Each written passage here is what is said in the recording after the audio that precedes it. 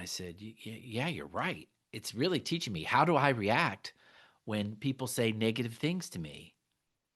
How do I react when people say negative things to me? And she said, Yeah. And how do you process that? Welcome to the Spiritual Artist Podcast. This is Chris Miller. I invite you to join me as I interview artists from a variety of disciplines. We'll share powerful stories and lessons learned while making their art.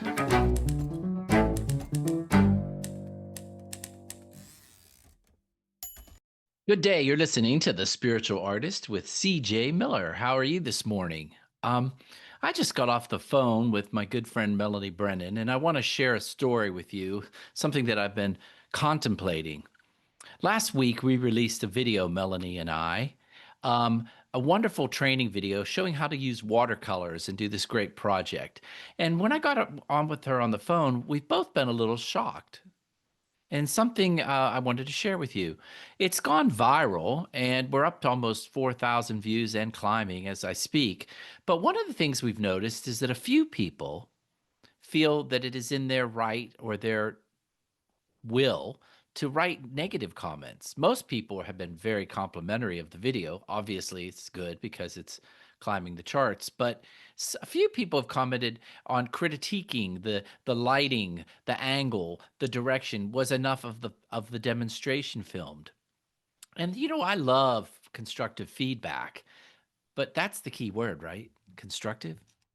And Melanie says to me, she goes, this has been a real spiritual experience. And I said, Yeah, you're right. It's really teaching me. How do I react when people say negative things to me? How do I react when people say negative things to me?" And she said, "Yeah, and how do you process that?" So let me tell you a little bit about this video. We got together in such a spirit of love and light, and we demonstrated this wonderful technique with watercolors, a small project, easy to do project. And the video is fun, full of laughter and charm. And afterward, we actually invited probably 12 of my friends over, and we painted. We had a spiritual painting party, and we all sat around painting these watercolors. It was last Saturday. It was wonderful. We connected, we bonded. What a wonderful space of energy. So it took us by some surprise that a few people that are viewing this video online would say something so short and abrupt and kind of rude. Um, how do you process that? And so I've been thinking about what is the spiritual thing? What is mine to do spiritually in this situation? Because I know, or I'm learning that you can't have everybody like you. And you will never get everybody to like you. And also, if you go down the path, and I talk about this in my book, if you go down the path of people pleasing and do everything for other people, it will lead you to a disconnect from your spiritual self and unhappiness. So, how do we process negative energy? Here we go. We presented this gift. We took our time and effort. We worked hard on it. It took a couple hours, not only of the filming, but of the editing. We bought the supplies, we did the graphics, all with goodwill in our heart, and all with the idea of telling people how important it is, right now more than ever, to be in community. So that's what was so special about it. But how do you respond when somebody comes back and says something ugly like you should have filmed this better or why wasn't this part shown?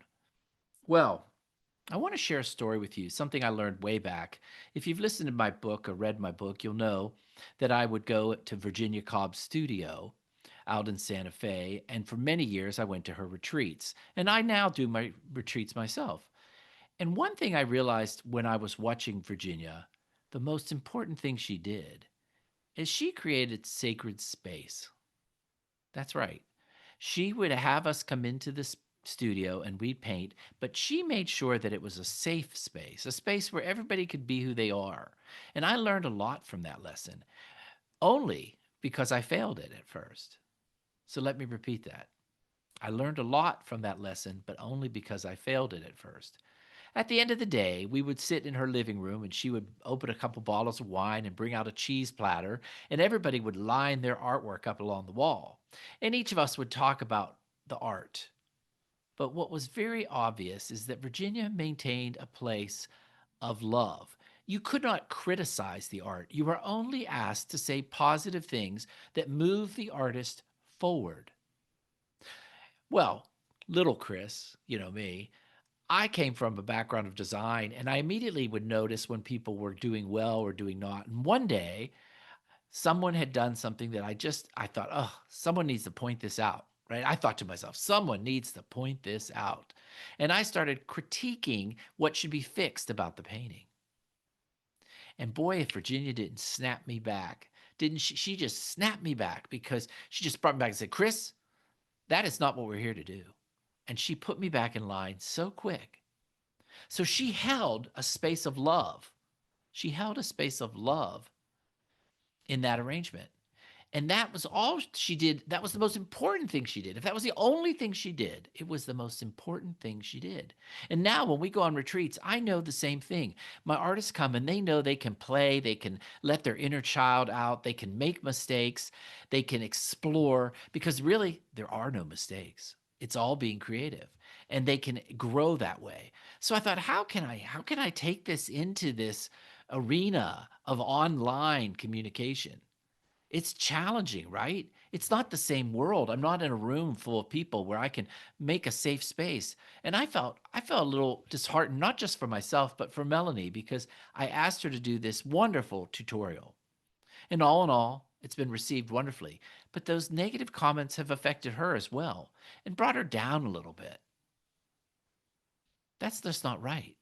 It's just not right. When someone comes to you and bears a gift, I've learned you take it with appreciation. It doesn't matter if the gift doesn't fit you, if it's the wrong color, the wrong size, not your style. You smile and you say, you give gratitude. Gratitude. Thank you for sharing this with me. You don't have to keep it. You can hand it off. You can give it to someone else. So how do I process this? We're talking about it. Do we return the comments? Do I come back to each one of those people and say what I think? Well, that's rude. Maybe you should be more thankful. Or could you at least say thank you before you critique the lighting? That kind of thing, right? I went through the list. Trust me, little Chris went through the list. Probably 10, 12 different responses from, you know what? You remind me of my mother. I was never too good for her. I was never good enough for her either. Or, well, maybe you should crawl under the rock where anything, you name it, right? Terrible low energy things. So, I'm asking you now to take a moment. When you encounter someone that is negative, how do you respond? When you encounter someone or some situation that is negative, how do you respond? And what I would tell you to do is you need to just turn away. It's hard. If you engage it, you just pull yourself into it. Abraham Hicks would say that you pull yourself into their vortex. Don't go out of your vortex for someone else. Don't go out of your alignment for someone else. So, you know what I decided to do? And I understand this now. I understand why so many YouTube producers turn off the comments, because people can say really rude, hateful things. So I went back and I decided to delete the comments that were rude, not the ones that were constructive. If they were saying, hey, I think you should do this in a loving manner, I kept them. But I decided to delete them. You know what? I don't want to look at them. I don't want to bring them in. That's you're allowed to do that. That's your gift. You are a focusing agent. And as you go out in the world, you get to focus on what brings your energy up and what brings it down. So, really, one of the many lessons that Melanie and I talked about here is the lesson of focus, and the lesson that we stay in our joy, we stay in our laughter, we do what we love. And if someone isn't going to resonate, let them go away. They're not on your path.